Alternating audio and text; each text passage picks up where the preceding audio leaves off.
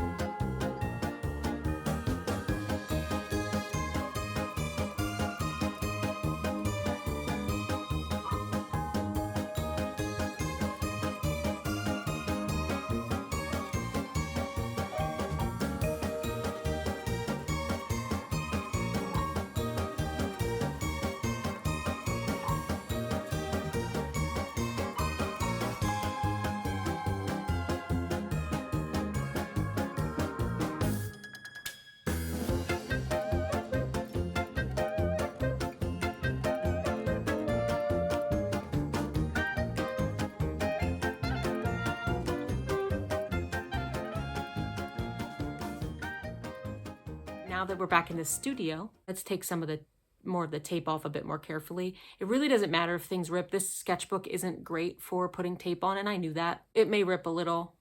That can be part of the surprise of shape and value. You know, if you have a big white rip inside of a bunch of paint, then maybe that shows you something.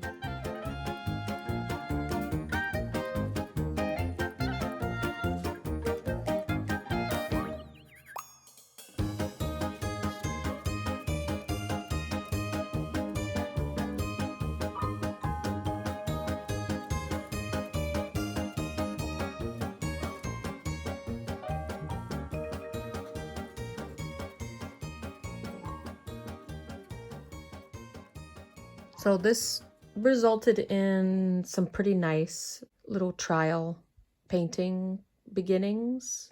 I do like the idea of this darkness and then it shoots up a little bit. And then over here, I only saw it when I turned the video on actually, this darkness coming through here with light here. Some energy coming here with darkness, but like underneath and kind of folding the light over this way.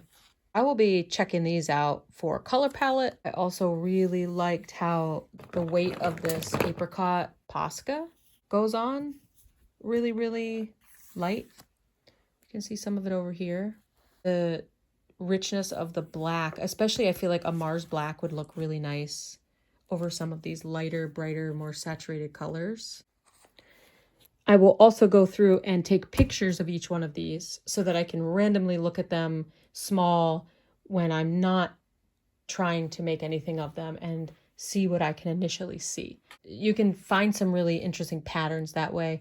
Okay, I hope you do this. This would be fun to see your version of taping off squares in your sketchbook. I would love to see it, and I hope you have a great art making week.